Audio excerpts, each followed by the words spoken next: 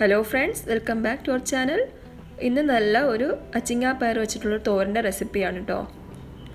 അപ്പോൾ പയറെല്ലാം ഞാൻ ചെറിയ രീതിയിൽ കട്ട് ചെയ്ത് എടുത്തിട്ടുണ്ട്. ഒരു ഹാഫ് സവാളയും ചെറുതായിട്ട് ചോപ്പ് ചെയ്ത് എടുത്തിട്ടുണ്ട്. നമുക്ക് ചൂടായ പാനിലേക്ക് അതെല്ലാം ചേർത്ത് കൊടുക്കാം. ഞാൻ ഒട്ടും തന്നെ വെള്ളം ഒന്നും ചേർക്കുന്നില്ല.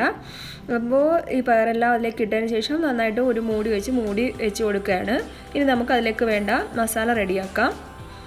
1 കപ്പ് തേങ്ങയും ഒരു ഹാഫ് ടീസ്പൂൺ ജീരകവും 4 പച്ചമുളകും 1 ടീസ്പൂണോളം ക്രഷ്ഡ് ചില്ലിയുമാണ് ഞാൻ എടുത്തിട്ടുള്ളത്. അത് നമുക്ക് മിക്സിയുടെ ജാറിലിട്ട് ഒന്ന് പൊടിച്ചെടുക്കണം. പൊടിച്ചെടുത്തതിന് ശേഷം ഒരു ഹാഫ് ടീസ്പൂണോളം മഞ്ഞൾപ്പൊടിയും കൂടെ ഞാൻ ചേർക്കുന്നുണ്ട്. അതും കൂടെ ഒന്ന് പൊടിച്ചെടുക്കാം.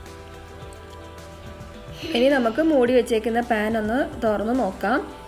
അപ്പോൾ വെള്ളമൊക്കെ അതിൽ തന്നെ വന്ന് നന്നായി ഒന്ന് ഹാഫ് കുക്കായിട്ടുണ്ട്. നമുക്ക് അരച്ചെടുത്ത മസാല അതിലേക്ക് ഇട്ട് കൊടുക്കാം. അതിൻ്റെ കൂടെ തന്നെ കുറച്ച് ഉപ്പും കൂടെ ചേർത്ത് അരപ്പെല്ലാം നന്നായിട്ട് ഒന്ന് മൂടി കവറാവുന്ന രീതിയിൽ നമ്മുടെ വെജിറ്റബിൾസ് ഒന്ന് കവർ ചെയ്തെടുത്ത് നമുക്ക് വീണ്ടും ഒന്ന് മൂടി വയ്ക്കാം.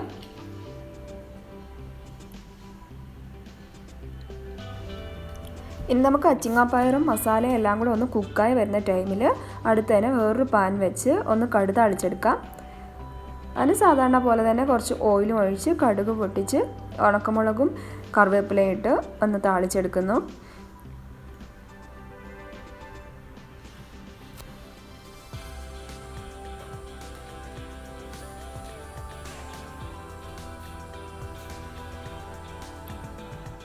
അപ്പോൾ ആവിയിൽ തന്നെ ഇരുന്ന് അച്ചിങ്ങാപ്പയറും മസാലയൊക്കെ നന്നായിട്ട് കുക്കായി വന്നിട്ടുണ്ട്. ഒട്ടും തന്നെ വെള്ളം ചേർക്കേണ്ട ആവശ്യമൊന്നുമില്ല.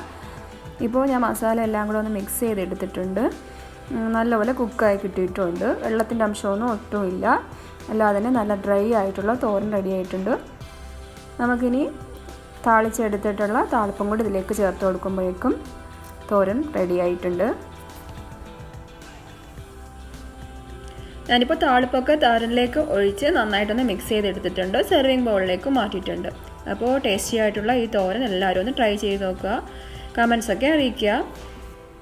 Thank you for watching.